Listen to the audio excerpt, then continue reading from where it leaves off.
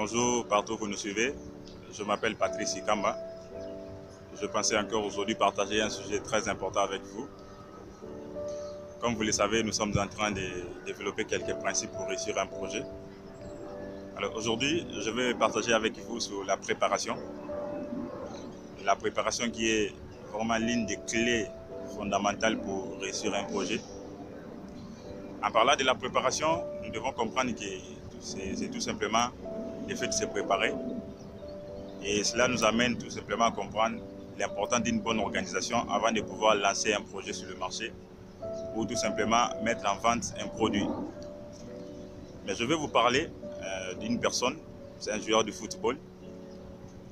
C'est un exemple que je veux partager avec vous aujourd'hui pour vous faire comprendre l'importance de la préparation. Ce grand joueur-là, il s'appelle Cristiano Ronaldo. Vous savez, Cristiano Ronaldo, lorsqu'il est allé à Manchester United, c'est un joueur qui a apporté beaucoup plus de la particularité.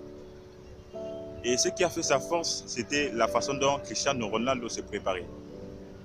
Et je vais parler du coup de pied arrêté qu'il jouait, des tomahawks. À la fin de chaque séance d'entraînement avec toute l'équipe, Cristiano Ronaldo prenait encore 1 heure ou 2 heures du temps à la fin de séances d'entraînement pour pouvoir préparer sa façon de tirer les coups de pied arrêtés.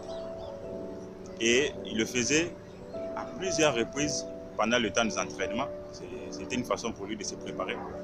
Et nous savons tous comment il nous a régalé avec sa façon de tirer le coup de pied arrêté.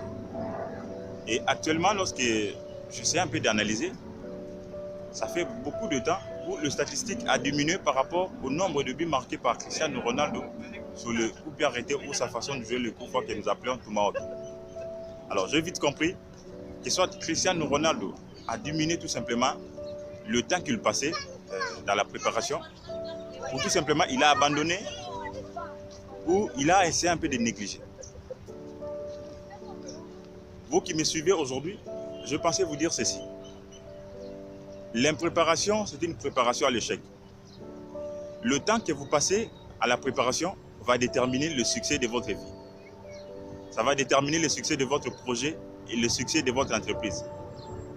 Celui qui accepte de lancer un produit sur le marché sans pour autant, au préalable, passer un bon moment de préparation, c'est-à-dire faire l'étude du marché, réunir les compétences nécessaires, aura beaucoup de difficultés et cela va vous pousser à perdre beaucoup de temps.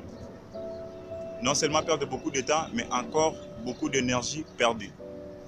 Et au finish, vous allez vous rendre compte que vous serez un peu en retard par rapport à la course.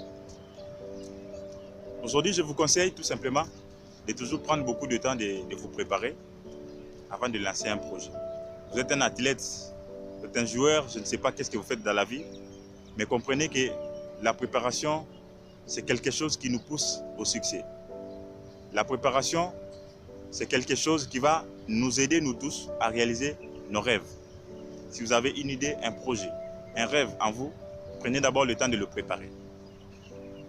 Et lorsque je parle de la préparation, vous devez aussi comprendre une chose, que vous devez consulter les aînés dans les domaines que vous voulez vous lancer.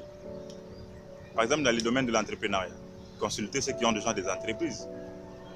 Ayez quand même quelques renseignements, des informations et soyez formés par rapport à cela. Ça va vous aider tout simplement d'abord à affronter chaque obstacle avec confiance parce que vous avez quand même eu au maximum de renseignements et des informations par rapport à ça. Et lorsqu'il même il y aura des difficultés sur le chemin, vous saurez le surmonter parce que vous êtes déjà bien préparé auparavant. Voilà, merci de suivre encore cette vidéo. Je vous prie de la partager et n'oubliez pas surtout de vous abonner à notre chaîne YouTube. Merci et on se retrouve à la prochaine.